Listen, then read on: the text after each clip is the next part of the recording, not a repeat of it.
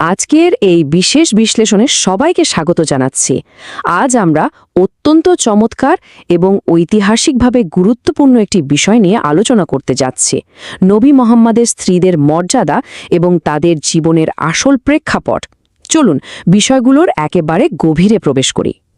আজ আমরা যে বিষয়গুলো কভার করব সেগুলো হলো বিবাহের ইসলামী দৃষ্টিকোণ, এরপর দেখব নবীর বিবাহের ইতিহাস, স্ত্রীদের অসাধারণ ত্যাগ ও ধৈর্য, উম্মার মাতা হিসেবে তাদের পরিচয়, কোরআনে তাদের বিশেষ মর্যাদা এবং সবশেষে আহলে বাইতে তাদের অবস্থান। বেশ বড় টপিক, তাই না? চলুন শুরু করা যাক। তো প্রথমেই আসা যাক বিবাহের ইসলামী দৃষ্টিকোণের কথায়। মূল আলোচনায় যাওয়ার আগে ইসলামে স্বামী স্ত্রীর এই সম্পর্কটাকে আসলে ঠিক কিভাবে দেখা হয় সেটা পরিষ্কারভাবে বোঝাটা খুব জরুরি।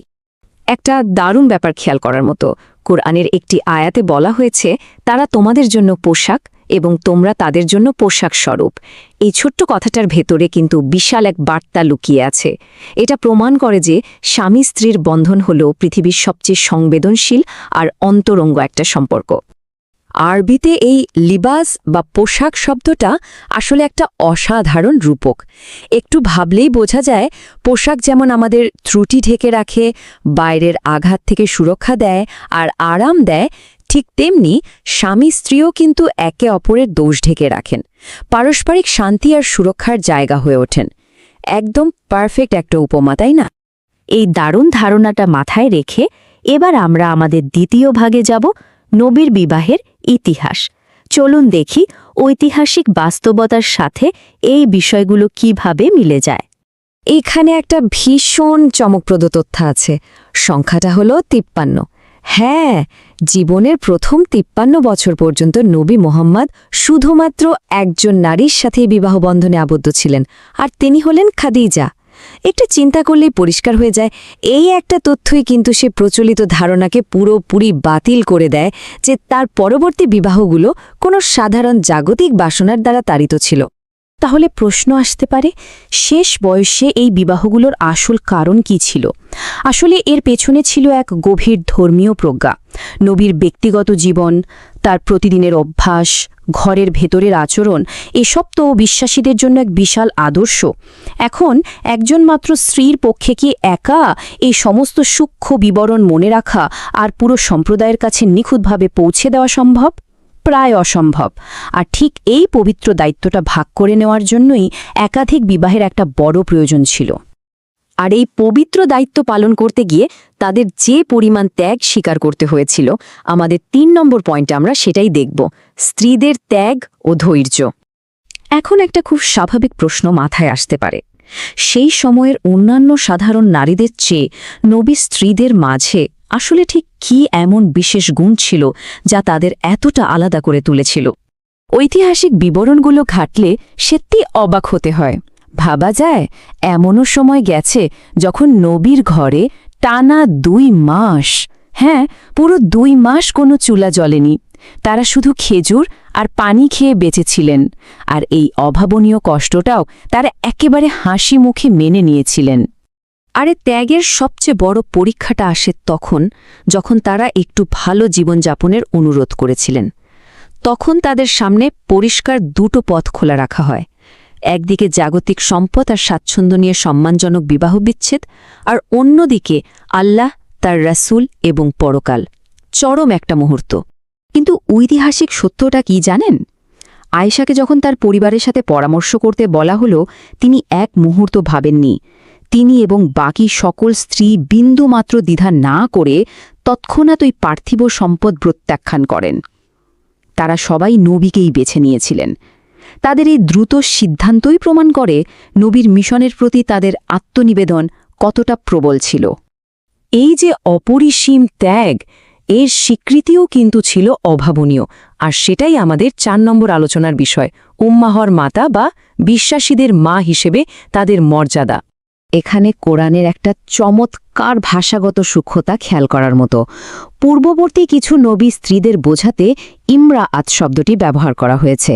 এর মানে হল সাধারণ স্ত্রী, যাদের সাথে নবীদের হয়তো বিশ্বাস বা চরিত্রে পুরোপুরি মিল ছিল না, কিন্তু নবী মোহাম্মদের স্ত্রীদের বলা হয়েছে আজওয়াজ।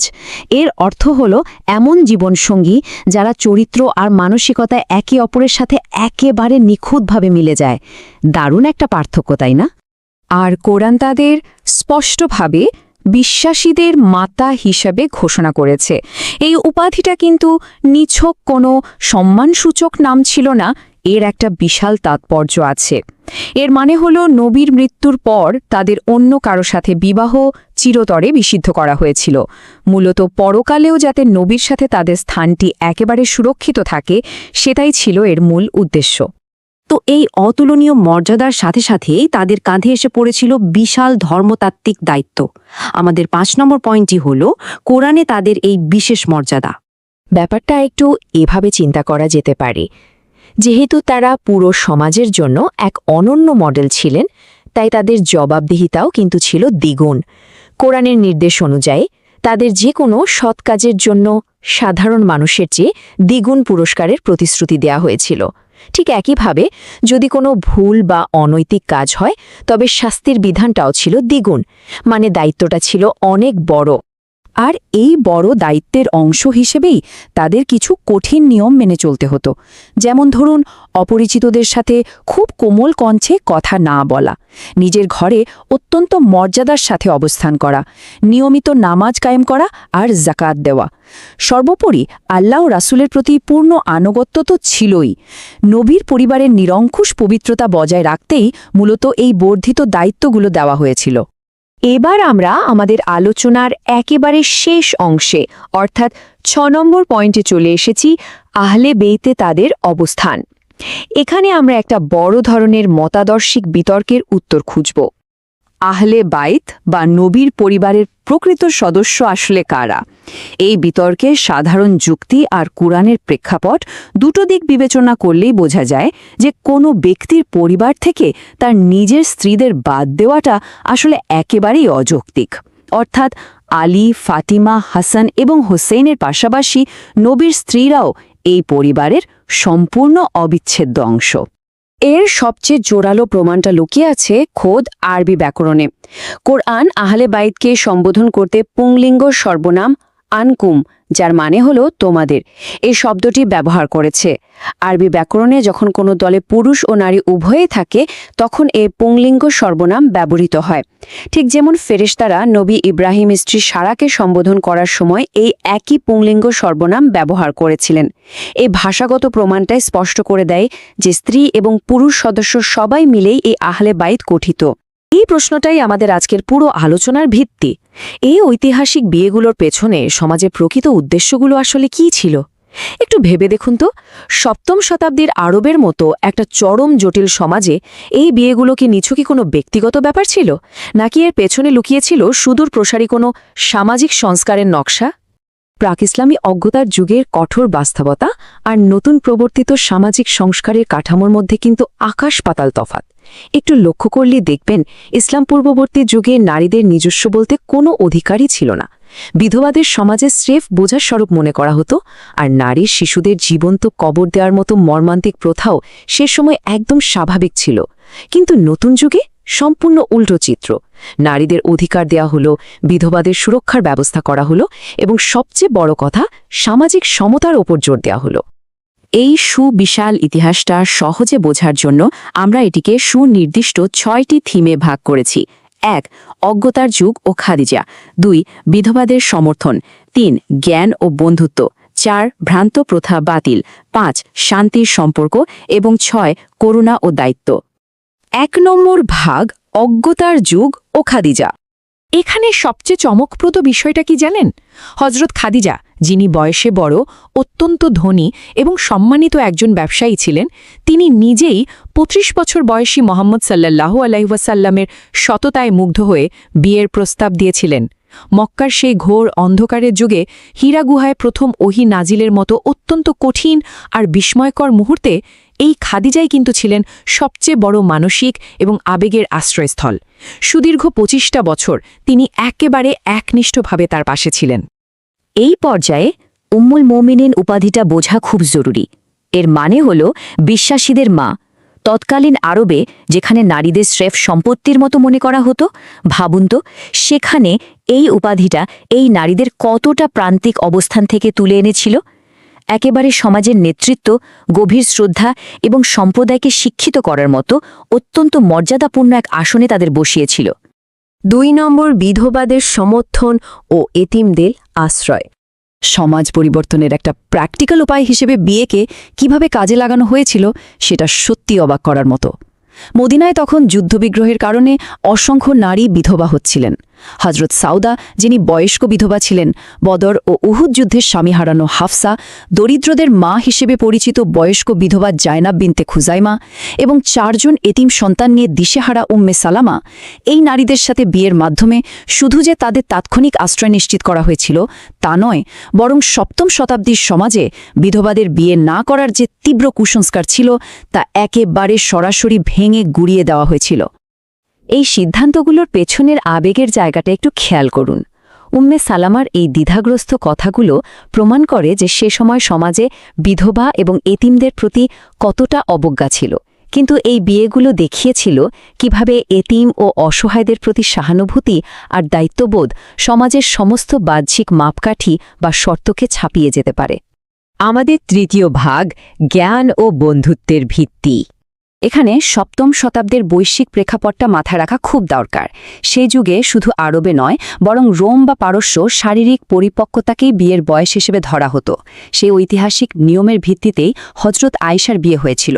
তবে এর পেছনের সবচেয়ে বড় মাস্টার স্ট্রোকটা ছিল অত্যন্ত অল্প বয়স থেকে একজন প্রখর বুদ্ধিমত্তা সম্পন্ন নারীকে এমনভাবে গড়ে তোলা, যিনি পরবর্তীতে পুরো সম্প্রদায়ের জন্য ইসলামী আইন ও জ্ঞানের প্রধানতম উৎসে পরিণত হয়েছিলেন। তার অসাধারণ স্মৃতিশক্তি এবং প্রজ্ঞা পরবর্তী প্রজন্মের জন্য রীতিমতো একটা বিশাল পাঠশালা হিসেবে কাজ করেছে। 4 নম্বর, ভ্রান্ত প্রথার অবসান। সেই সময় আরবে একটা অদ্ভুত ভ্রান্ত প্রথা ছিল। পালক পুত্রকে একেবারে নিজের রক্তের সন্তান মনে করা হতো, আর পালক পুত্রের তালাকপ্রাপ্তা স্ত্রীকে বিয়ে করাকে চরম লজ্জার বিষয় হিসেবে দেখা হতো। নিজ চাচাতো বোন জাইনাব বিনতে জাহশের সাথে এই বিয়েটি মূলত একটি ঐশী নির্দেশের মাধ্যমে সম্পন্ন হয়েছিল। এর উদ্দেশ্য ছিল একদম পরিষ্কার, এই ভ্রান্ত প্রথাটিকে চিরতরে বাতিল করা এবং সমাজকে প্র্যাকটিক্যালি এই শিক্ষা দেওয়া যে পালক সন্তান কখনোই রক্তের সম্পর্কের সমান নয়। 5 নম্বর ভাগ, শান্তি ও মীমাংসা সম্পর্ক। এখানে যে 4টি বিয়ের কথা আমরা বলছি, এর প্রত্যেকটিই কিন্তু দারুণ কিছু কৌশলগত উদ্দেশ্য পূরণ করেছিল। শত্রুতা ভুলে বিভাজিত সম্প্রদায়গুলোকে একত্রিত করা এবং ভবিষ্যতের রক্তপাত এড়ানোর জন্য এই কূটনৈতিক সম্পর্কগুলোর সত্যি কোনো বিকল্প ছিল না। এর প্রভাব যে কতটা ব্যাপক আর সুদূর প্রসারী ছিল তা হজরত জুয়াইরিয়ার ঘটনা থেকে স্পষ্ট বোঝা যায়। বনু মুস্তালিক গোত্রের প্রধানের কন্যা হজরত জুয়াইরিয়াকে বিয়ের কারণে সাহাবীরা মনে করলেন যে নবীর আত্মীয়দের তো আর বন্দী রাখা যায় না, আর ঠিক এই কারণে মাত্র একটি দাম্পত্য সম্পর্কের সুবাদে একটি সম্পূর্ণ বন্দী গোত্রের শত শত মানুষ মুক্তি পেয়ে যায়। ভাবা যায়, রাতারাতি তারা চরম শত্রু থেকে অত্যন্ত বিশ্বস্ত মিত্রে পরিণত হয়ে গেল। হজরত সাফিয়ার স্বাধীন ইচ্ছা শক্তির বিষয়টা এখানে বিশেষভাবে লক্ষণীয়। একজন ইহুদি সর্দারের কন্যা হয়েও তিনি নিজ শত্রু ভাবাপন্ন গোত্রে ফিরে যাওয়ার সুযোগ থাকা সত্ত্বেও স্বেচ্ছায় ভিন্ন সংস্কৃতির সাথে নিজেকে যুক্ত করার এবং বিশ্বাসকে বেছে নেওয়ার যে স্বাধীন সিদ্ধান্ত নিয়েছিলেন তা আন্তঃসাংস্কৃতিক সম্প্রীতির সত্যি এক অসাধারণ দৃষ্টান্ত। চরম বিপদেও অবিচল থাকলে কিভাবে অভাবনীয় সম্মান পাওয়া যায়, উম্মে হাবিবার ঘটনাটা তার সবচেয়ে বড় প্রমাণ। আবেসিনিয়ায় নির্বাসিত অবস্থায় স্বামী হারানোর পরও তিনি নিজের বিশ্বাসে অটল ছিলেন। তখন আবেসিনিয়ার খ্রিস্টান রাজা নজ্জাশির মাধ্যমে এই বিয়ের আয়োজন করা হয়েছিল। সবচেয়ে চমকপ্রদ ব্যাপার হলো তার পিতা আবু সুফিয়ান ছিলেন তখন মক্কায় ইসলামের সবচেয়ে বড় শত্রুদের একজন। তা সত্ত্বেও তাকে ভিন্ন ভূখণ্ডে এমন বিরল সম্মান এবং নিরাপত্তা দেওয়া হয়েছিল। হজরত মাইমুনার বিয়েটা হয়েছিল চরম উত্তেজনাকর একটা যুদ্ধবিরতির সময়। বিষয়টা সত্যি মুগ্ধ করার মতো। এই বিয়ের ফলে মক্কার কুরাইশ নেতাদের অত্যন্ত কঠোর হৃদয়ও কিন্তু নরম হতে শুরু করে। কারণ যে কুরাইশরা সারাক্ষণ যুদ্ধের প্রস্তুতি নিচ্ছিল, এই বিয়ের কারণে তারা হঠাৎ করে মুসলমানদের সাথে একটা আত্মীয়তার সম্পর্কে জড়িয়ে পড়ে। আমাদের শেষ ভাগ, নিকা, করুণা ও দায়িত্ব। তো সব মিলিয়ে আমরা কি দেখতে পাচ্ছি? এই প্রতিটি বিয়েই ছিল সামাজিক সুরক্ষা, রাজনৈতিক স্থিতিশীলতা এবং ন্যায় বিচার প্রতিষ্ঠার জন্য অত্যন্ত হিসেবি ও যুগান্তকারী একটি পদক্ষেপ। অরক্ষিত বিধবাদের নিরাপত্তা দেওয়া থেকে শুরু করে কূটনীতিকভাবে শত্রুতা কমানো, ক্ষতিকর সামাজিক ট্যাবু ভেঙে দেওয়া এবং সমাজে নারী শিক্ষার শক্ত ভিত্তি তৈরি করা, এই সব কিছুই ছিল সমাজ সংস্কারের একটি অনন্য কৌশল। একেবারে শেষে এসে আপনাদের জন্য একটা চিন্তার খোরাক রেখে যেতে চাই। ভাবুন তো, সপ্তম শতাব্দীর সহানুভূতি, সামাজিক দায়বদ্ধতা এবং অপরিসীম ধৈর্যের এই ঐতিহাসিক নীতিগুলো আজ শত শত বছর পর আমাদের আধুনিক যুগের সম্পর্কগুলোর জন্য কতটা প্রাসঙ্গিক হতে পারে।